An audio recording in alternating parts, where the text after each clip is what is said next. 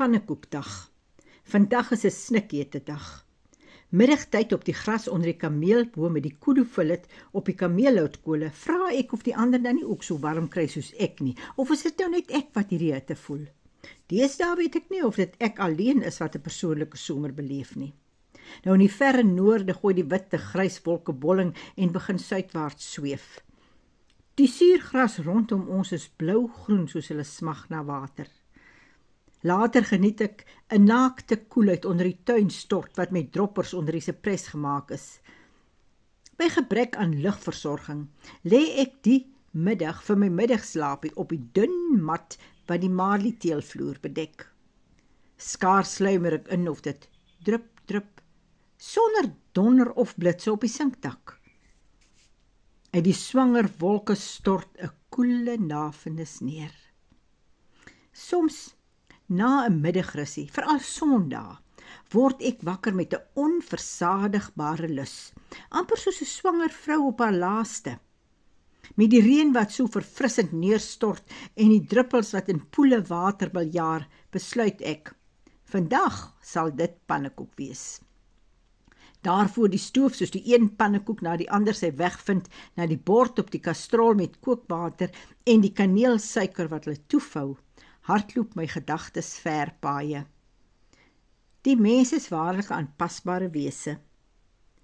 In die Boland bak ons pannekoek met reën en koue en hier in die Kalahari bak ons pannekoek saam met die reën, ongeag die hittegraad.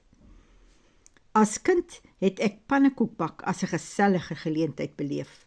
Almal het in die kombuis saamgetrek en elkeen wou 'n beurt hê om nou die pannekoek in die lug in te gooi. Broer Frans het gewoonlik gekyk of hy dit nie tot teen die plafon kon skiet nie.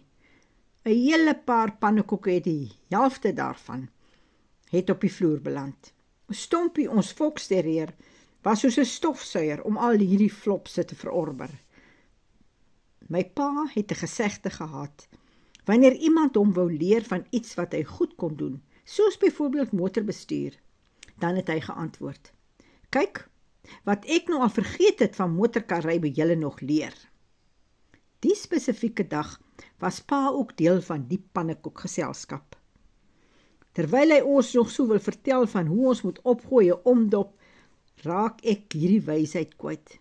Pa, wat ek nou al vergeet het van pannekoekbak, moet pa nog leer. Toe skater almal van die lag. Soos fietsryers 'n sekere soort spesie is en perdemense hulle eie kultuur het, so het pannekoekbaksters by kerkbazaars ook 'n lewe van hul eie. Vir my is daar 'n universele element wat uit die klomp baksters straal. Maak nie saak of hulle agter die tafels in Gobaba staan, of in Citrusdal of in Oudtshoorn nie. Wanneer jy nou weer by 'n bazaar kom, hou die pannekoekanties agter die tafels dop en besluit self. Verlede week hoor ek by Adrie en Windhoek vir die eerste keer die pannekoekstorie. Dis 'n snikhete dag sonder reën en haar dogter bring vir ons pannekoek.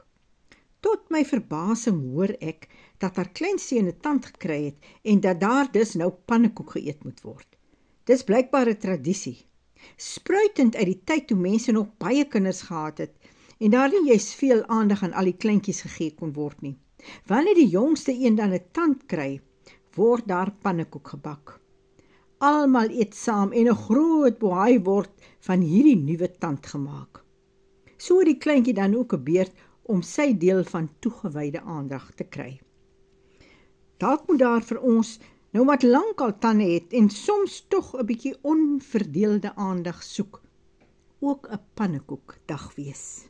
En ek deel sommer my vriendin Ilse se vinnige pannekoekresep met julle. Dis altyd 'n wenner. 1 koppie meel, 1 koppie water, 1 eier en 'n knippie sout. En dan gooi ek nou my gedeelte by. So 'n skoot asyn en 'n klein bietjie olie. 'n Mens moet 'n ander een se resep jou eie maak, want dan word dit jou nageslag se erfenis.